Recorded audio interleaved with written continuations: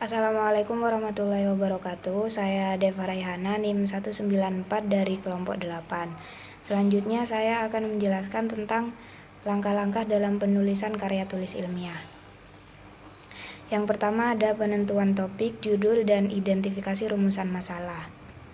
Nah, topik adalah pokok pembicaraan dalam karangan yang berwujud frasa atau kalimat yang menjadi inti pembicaraan atau pembahasan. Topik juga merupakan pokok persoalan atau permasalahan yang menjiwai seluruh karangan. Selanjutnya ada judul. Judul itu tidak sama dengan topik, tetapi judul biasanya diangkat dari sebuah topik yang dibahas dalam tulisan. Judul biasanya hanya berbentuk label atau nama tulisan. Judul juga dapat ditentukan sesudah tulisan selesai, sementara topik harus ada dan ditentukan sebelum menulis dilakukan.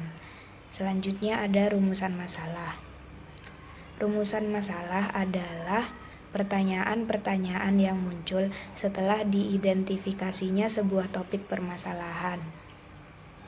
Identifikasi rumusan masalah untuk karya ilmiah dapat didasarkan atas informasi dari koran, majalah, buku, jurnal, laporan penelitian, atau keadaan lapangan.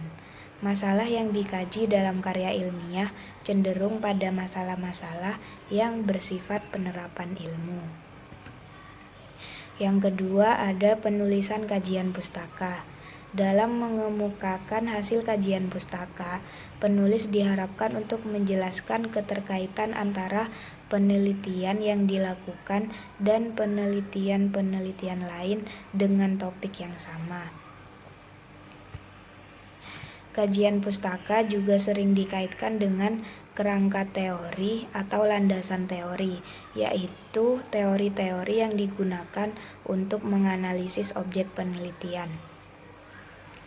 Penyusunan kajian pustaka memiliki tujuan untuk mengumpulkan data dan informasi ilmiah berupa teori-teori, metode, atau pendekatan yang pernah berkembang dan telah didokumentasikan dalam bentuk buku, jurnal, naskah, catatan, rekaman sejarah, dokumen-dokumen, dan lain-lain yang terdapat di perpustakaan. Yang ketiga ada penulisan metodologi penelitian.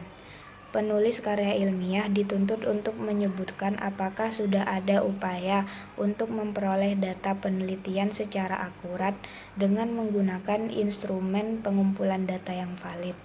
Dalam penelitian kuantitatif, karya ilmiah boleh hanya terdiri atas satu variabel, tetapi biasanya mencakup dua variabel atau lebih. Dalam penelitian kualitatif, karya ilmiah resmi dapat ditulis berdasarkan studi kasus tunggal dan dalam satu lokasi saja. Yang keempat ada penulisan hasil penelitian. Hasil penelitian yang dituliskan dalam karya ilmiah harus didukung oleh data yang diperoleh dari penelitian yang dilakukan. Bab yang berisi pembahasan hasil penelitian diletakkan sesudah bab yang berisi sajian hasil analisis data, sebelum bab yang berisi simpulan dan saran. Pengajuan saran pada bab akhir tulisan harus dilengkapi dengan argumentasi yang didukung oleh hasil penelitian yang telah dilakukan. Yang kelima adalah penggunaan bahasa dalam penulisan karya tulis ilmiah. Gagasan atau pemikiran dari suatu pengamatan, percobaan, penelitian, atau studi pustaka dikomunikasikan dengan bahasa yang digunakan dalam karya ilmiah merupakan bahasa ragam tulis.